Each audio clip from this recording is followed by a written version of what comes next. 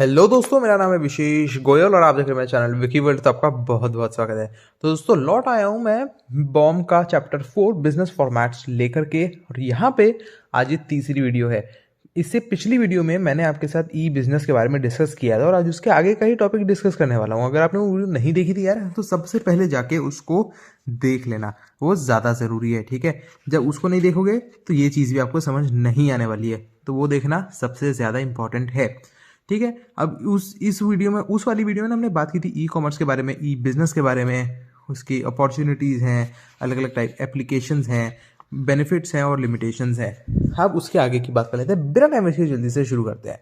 सबसे पहले आज हम बात करने वाले हैं इसमें resources required for e commerce. अब ई कॉमर्स का ना इंडियन इकोनॉमी में काफ़ी अच्छा पोटेंशियल है, पर उसको काफ़ी रिसोर्सेज की ज़रूरत होती है। कौन कौन से बताते हैं। सबसे पहला है कंप्यूटर हार्डवेयर। जो सबसे पहली रिक्वायरमेंट होती है ई कॉमर्स इंप्लीमेंट करने के लिए, वो है एडिक्वेट कंप्यूटर हार्डवेयर की ज़रूरत या अवेलेबिलिटी। हम जो कंप्यूटर सिस्टम है बिजनेस के पास, उसके प्रॉपर स्पीड होनी चाहिए, मेमोरी होनी चाहिए, नोड्स वगैरह होने चाहिए, ताकि वो बिजनेस ट्रांजैक्शंस अच्छे से हैंडल कर सके। दूसरा पॉइंट इसमें क्वालिफाइड पर्सनल। अब बिजनेस फर्म के लिए बहुत ज़रूरी है कि उसके पास टेक्निकली क्वालिफाइड पर्सनल हों जो कंप्यूटर नेटवर्क्स और इंटरनेट का इस्तेमाल कर सके बिजनेस ट्रांजैक्शंस के लिए। अब यहाँ पे जो स्टाफ है ना, वो पूरा आपका ट्रेंड होना चाहिए अच्छे से, कि वो ट्रेडिंग क्वायरीज को हैंडल कर सके, जो ऑर्डर्स हैं उनको रिसीव कर सके, प्रोसेस कर सके कस्टमर से, और गुड्स की प्रॉम्प्ट डिलीवरी इंश्योर कर सके। तीसरा पॉइंट आता है कॉम्प्रिहेंसिव वेबसाइट। अब ई कॉमर्स कैरी करने के लिए जो बिजनेस एंटरप्राइज है उसको कॉम्प्रिहेंसिव वेबसाइट बनानी ज़रूरी होती है। ये पूरी अच्छी कस्टमर के साथ कम्युनिकेशन को फैसिलिटेट करेगा, जो बाकी बिजनेस एंटरप्राइज हैं और इवन जो गवर्नमेंट डिपार्टमेंट्स हैं उनके साथ भी। जो इन्फॉर्मेशन है उसमें सारी चीज़ें होनी चाहिए, जैसे बिजनेस हिस्ट्री है, जो उसके प्रोडक्ट्स हैं उसका नेचर, टाइप्स, साथ में उसकी फ़ोटोज़, ग्राफ्स और बाकी टेक्निकल डिटेल्स। जो वेबसाइट है उसमें सारे प्राइजेस वगैरह भी होने चाहिए, लिस्ट होगी पूरी, कैटलॉग होंगे अलग अलग प्रोडक्ट्स के।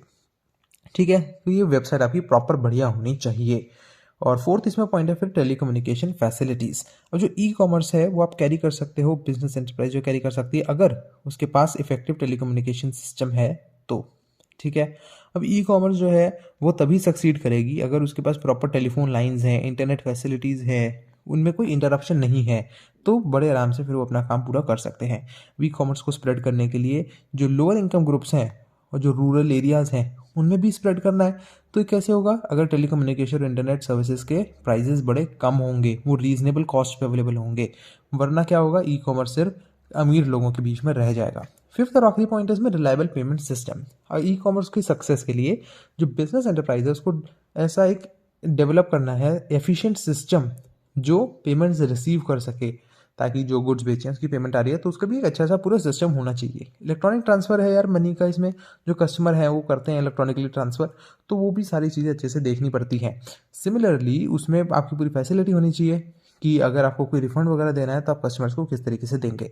इसके लिए बिजनेस एंटरप्राइज जो है वो पूरे अरेंजमेंट्स करता है कमर्शियल बैंक्स और क्रेडिट कार्ड एजेंसीज वगैरह के साथ में। ठीक है, ये हो गया। अब अगला सब टॉपिक है हमारे यहाँ पे ऑपरेशन ऑफ ई कॉमर्स। अब ये जो है ना, इसमें अलग अलग टाइप के होते हैं। रेगुलर ट्रांजैक्शंस हो सकती हैं, इरेगुलर हो सकती हैं, कैश की हो सकती है, क्रेडिट की हो सकती है, वन टाइम ट्रांजैक्शन हो सकती है। तो आज हम इसका अब प्रोसेस डिस्कस करते हैं। सबसे पहले इसमें होता है सर्च फॉर रेलिवेंट वेबसाइट। अब इसमें क्या है कि भैया जो बायर है वो आके अप्रोप्रिएट वेबसाइट ढूंढेगा, कि जैसे आप दुकान ढूंढते हो कि हमें किस दुकान से सामान खरीदना है, इसी तरीके से आप वेबसाइट ढूंढते हो। इसमें बेसिकली चार चीज़ें हैं कि वो स्क्रीन पे जो मेन्यू आइटम है वो सेलेक्ट करेगा, कि जब वो इंटरनेट खोलेगा तो अपनी चीज़ ढूंढेगा। दूसरी है कि वो एक सर्च इंजन देखेगा, कि मतलब एक सर्च इंजन को यूज़ करेगा, जैसे गूगल यूज़ करते हैं लोग कि हम वेबसाइट पे जाना है तो। तीसरा है कि हो सकता है वो किसी और वेबसाइट पे एडवर्टाइजमेंट देख के उस वेबसाइट पे आए, या फिर वो किसी एडवर्टाइजमेंट से या फिर अपने फ्रेंड के रिकमेंडेशन से उस वेबसाइट पर आए। ठीक है, दूसरा पॉइंट यहाँ पे रहता है सर्च फॉर डिजायर्ड प्रोडक्ट और services on the website. Conventional shop जैसे होती है तो उसमें जो बायर्स है वो एक काउंटर से दूसरे काउंटर, एक डिपार्टमेंट से दूसरे डिपार्टमेंट में जाता है, ताकि वो अपनी डिजायर्ड प्रोडक्ट सर्विसेज को पा सके। अब वो जो है वहाँ पे अगर लोग होते हैं ना, जैसे जो वो काउंटर या डिपार्टमेंट को मैनेज करते हैं, सेल्स पर्सन वगैरह, उनकी मदद भी लेता है। अब ई शॉप में इसी तरीके से एक सर्च इंजन होना चाहिए, इंडेक्स होना चाहिए, जहाँ पे लोग देख सकें भैया हमें ये वाला प्रोडक्ट चाहिए तो हम इधर चले जाएंगे। अब एक्सेप्ट इस केस में जो है यहाँ पे रियल प्रोडक्ट उनको नहीं दिखाए जाएंगे, वहाँ पे उनको क्या दिखाया जाएगा, उसकी फोटोज और कुछ डिस्क्रिप्शन। थर्ड पॉइंट होता है नेगोशिएटिंग विद द सप्लायर। अब कई बार ना ज़रूरत होती है कि आप नेगोशिएट कर सके सप्लायर के साथ प्रोडक्ट और सर्विसेज के स्पेसिफिकेशंस के हिसाब से, प्राइस, सप्लाई डिटेल्स वगैरह इन सब चीज़ों में। अगर जो वेबसाइट है वो सिर्फ इन्फॉर्मेशन देती है प्रोडक्ट और सर्विसेज की, तो बायर को उनको ना कॉल करके पूछना पड़ेगा कि भैया बताओ इसके प्राइस क्या है और ऑर्डर प्लेस करना है, तो वो सारी चीज़ें।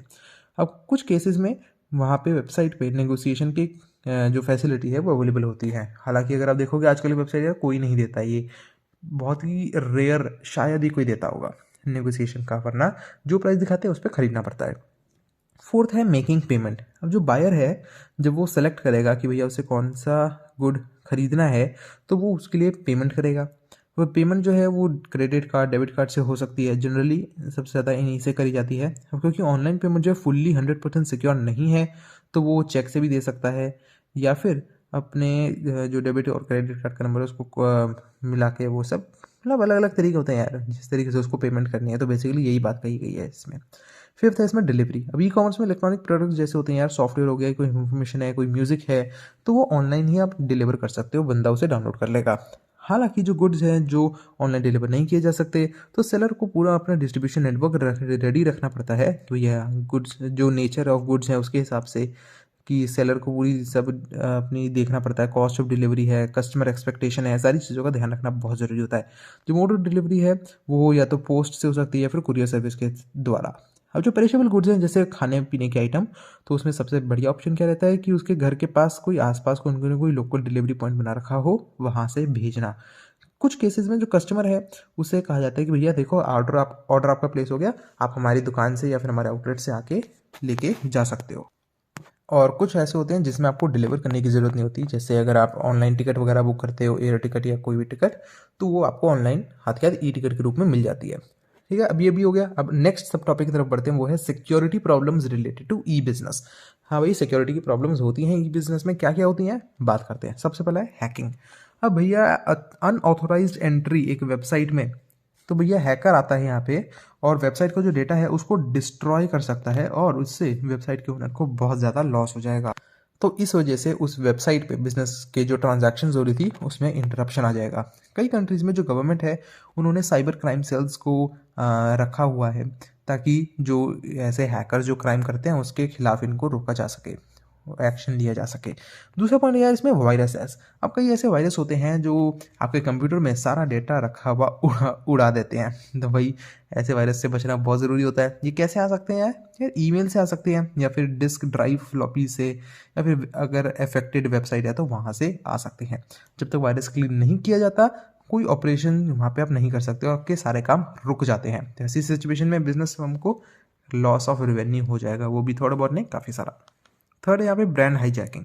इंटरनेट जो है वो अलाउ करता है कि आप बहुत कम टाइम में एक पावरफुल ब्रांड बना लें। वो जो ब्रांड आइडेंटिटी है, वो आइडेंटिटी कैसे क्रिएट होगी यार, रेडियो से, टीवी से, प्रेस से, लेकिन वो काफ़ी कॉस्टली और टाइम कंज्यूमिंग होता है। जो इंटरनेट ब्रांड है वो इनको ओवर शेडो कर देता है एग्जिस्टिंग ब्रांड्स को, और उनसे काफ़ी लॉस होता है। बेसिकली एग्जाम्पल के थ्रू बताता हूँ कि जो अमेजोन है वो एक लीडिंग बुक सेलर बन गया है। लोगों को बुक खरीदनी होती है अमेजोन से मंगा लेते हैं, और ये केवल 2 सालों में हो गया है। और इसने काफ़ी एक टफ चैलेंज दिया है इस्टेब्लिश्ड ब्रांड्स को, जैसे बार्नेस या जो भी इसको कहते हैं, और नोबल। ठीक है, तो एज अ सेफ गार्ड हर कंपनी को अपना साइबर स्पेस में ब्रांड इस्टेब्लिश करना चाहिए। बेसिकली ये मतलब है कि अगर कोई ब्रांड ऑनलाइन अपना काम नहीं करता है तो दूसरा ब्रांड जो ऑनलाइन काम करता है वो उसको मतलब ख़त्म कर देगा भाई। ऑनलाइन अगर जो आ गया तो वो सबके ऊपर राज करेगा फिर तो। ठीक है, फोर्थ है इम्पर्सोनेशन। अब एक पॉसिबिलिटी है कि यार कोई क्रेडिट कार्ड चुरा के आप गुड्स खरीदे और ये कहे कि भैया हम इसके असली होल्डर हैं। फिफ्थ पॉइंट है फ्रॉडलेंट प्रैक्टिस। अब जो बिजनेसमैन है वो एक फेक वेबसाइट ऑपरेट कर सकता है लोगों को फ्रॉड करने के लिए। वो उसको क्या है, एडवांस पेमेंट मिल जाएगी लोगों से ऑर्डर के हिसाब से, और अपने गुड्स और सर्विसेज वो सप्लाई करेगा ही नहीं, है ना। वो उनकी जो इन्फॉर्मेशन है जो कस्टमर प्रोवाइड करता है उसको वो गलत इस्तेमाल भी कर सकता है। ई कॉमर्स में सिक्योरिटी प्रॉब्लम्स जो है ना, जैसे मैंने आपको बताया कि एक तो कुछ होती है इंटरनेट के हिसाब से जो हैकर वगैरह है वहाँ के कुछ ले ना ले, और दूसरी जो होती है वो होती है यार कि एक तो हो सकती है कस्टमर के से हिसाब से कि भैया वो जो है किसी का क्रेडिट कार्ड चोरी करके यूज़ कर ले, या फिर हो सकता है वेंडर की साइड से कि भैया वो पैसे तो ले ले लेकिन गुड्स ना बेचे, या फिर जो दिखा रहा है वो ना बेचे। अब इंश्योर अगर करनी है यार आपको सेफ्टी, तो कुछ पॉइंट्स जो है आपको स्ट्रेंथन करने होंगे। पहला पॉइंट है ऑथेंटिकेशन, कि जो सेंडर है डॉक्यूमेंट का उसको आइडेंटिफाई करो अच्छे से, और ताकि आपको रहे कि भैया इसमें फ्रॉड नहीं हो सकता।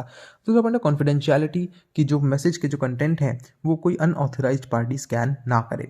तीसरा पॉइंट है इंटीग्रिटी, कि जो मैसेज में चेंजेस किए जाते हैं वो इम्पॉसिबल हो जाए। और फोर्थ है नॉन रिप्यूडिएशन, इसमें क्या है कि जो मैसेज का सेंडर है वो डायरेक्टली कनेक्टेड होता है मैसेज के कंटेंट से, और रिसिपिएंट जो है मना नहीं कर सकता कि भैया ये मैसेज उसे नहीं मिला था, ऐसा नहीं कह सकता है वो। लास्ट सब टॉपिक इसमें डिस्कस कर लेते हैं कि ऐसे आपको क्या स्टेप्स ले सकते हैं जिससे आप सेफ्टी और सिक्योरिटी को इंश्योर कर सकें। ये आपके लिए ये ना एक इम्पॉर्टेंट टॉपिक रहता है।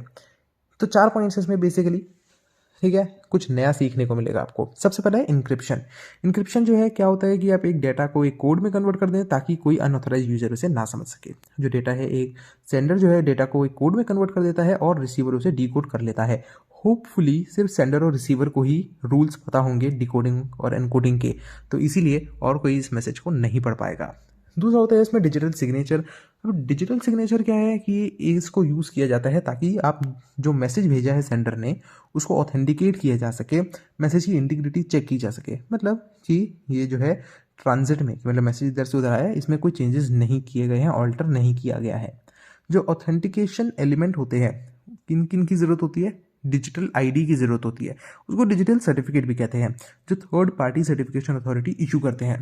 तो इसलिए क्या है कि जो डिजिटल आईडी है ना वो मैसेज के साथ ही भेजी जाती है, ताकि वो मतलब पूरा इस तरीके से डिज़ाइन करी जाती है कि भैया जो सेंडर है ना उसकी आइडेंटिटी को वेरीफाई किया जा सके, ठीक है। अब जो डिजिटल सिग्नेचर है वो उनको इनक्रिप्ट करना रहता है आपको, ताकि जो डिलीवर किए जा सके सर्टिफिकेशन अथॉरिटी से और उनको मैसेज में यूज़ किया जा सके। बेसिकली डिजिटल सिग्नेचर रहता है, यहाँ पे आपको पूरी आईडी रहती है। तो डिजिटल सिग्नेचर जो होते हैं ना, अगर आप ट्रांसमिशन ऑथेंटिकेशन और इंटीग्रिटी देखते हो उसके हिसाब से तो काफ़ी सिक्योर होते हैं। काफ़ी कंट्रीज़ ऐसी हैं, इंडिया को मिला के ऐसी हैं काफ़ी कंट्रीज़ जिन्होंने इन डिजिटल सिग्नेचर को ज़रूरी कर दिया है, क्योंकि ये लेजिस्लेशन वगैरह में भी डाला है, डिजिटल सिग्नेचर एक्सेप्ट करते हैं और इसकी और ताकि हम कॉन्ट्रैक्ट की ऑथेंटिकेशन को देख सके। जो प्रॉब्लम है ना इसमें वो होती है क्रॉस बॉर्डर ट्रांजैक्शंस में, कि भैया कहीं पे लीगल टेक्निकल प्रोविजन जो हैं वो सिमिलर ना हो, तो यहाँ पे थोड़ी बहुत दिक्कत आ सकती है। तीसरा इसमें पॉइंट रहता है मैक, नहीं वो मैकबुक वाला नहीं मैक मतलब मैसेज ऑथेंटिकेशन कोड्स। अब इस मेथड में जो पीस ऑफ इंफॉर्मेशन है उसको एक मैसेज को ऑथेंटिकेट करने में इस्तेमाल किया जाता है। जो मैक है वो एक सिग्नेचर की तरह यूज़ होता है मैसेज में। जो मैक है वो अटैच कर दिया जाता है मैसेज में, और जो रिसीवर है उसके सिस्टम उसका जो सिस्टम है वो उसे रिकॉग्नाइज करेगा ताकि यूज़र एक्सेस उसे ग्रांट किया जा सके। उसमें जो है एक एश्योरेंस होती है रिसीवर को कि जो मैसेज है वो अनऑल्टर्ड है और सेंडर से ही आया है, मतलब उसकी तरफ से एज इट इज़ आया है। ये जो मैक्स है वो कॉमनली यूज़ किए जाते हैं इलेक्ट्रॉनिक ट्रांसफर ऑफ फंड्स में, ताकि इंटीग्रिटी ऑफ इंफॉर्मेशन बनाई जा सके। जो बैंक्स हैं, इंश्योरेंस कंपनीज है, ब्रोकरेज फर्म्स वगैरह वगैरह ये जो हैं इनका यूज़ करते हैं। फोर्थ और लास्ट है इसमें सिक्योर सॉकेट लेयर, जिसको SSL कहते हैं। ये कैसी टेक्नोलॉजी है ताकि सिक्योरिटी इस्टेब्लिश करी जा सके। इसमें एक इनक्रिप्टेड लिंक प्रोवाइड किया जाता है जो सर्वर ऑफ सेंडर है और रिसीवर है उनके बीच में। इससे डेटा ट्रांसमिटेड जो डेटा ट्रांसमिट किया जा रहा है वो प्राइवेट रहता है। इसकी इंश्योरिटी होती है यहाँ पे। यूजुअली जो लॉगिन पेज है वेबसाइट का वो SSL से सिक्योर्ड होता है। ई कॉमर्स में जो है इसको यूज़ करते हैं ताकि हम ऑनलाइन क्रेडिट ट्रांजैक्शंस को सिक्योर कर सकें, उस जो सिस्टम लॉगिन्स हैं इन सबको सिक्योर कर सकें जहाँ पे कुछ सेंसिटिव इंफॉर्मेशन एक्सचेंज करी जाती है। तो दोस्तों ये पूरा हो गया आपका ई बिजनेस, ठीक है। और अगली वीडियो में हम फ्रेंचाइजिंग के बारे में डिस्कस करने वाले हैं। उम्मीद है आपको ये सारी चीज़ें समझ आई होंगी। अगर आपको वीडियो पसंद आई है इसे लाइक जरूर कर देना, दोस्तों के साथ शेयर कर देना, फायदा सबका होना चाहिए, और चैनल को सब्सक्राइब करके बेल आइकन को जरूर दबा देना। मैं मिलता हूं अपनी अगली वीडियो में, तब तक के लिए tata bye bye and thank you.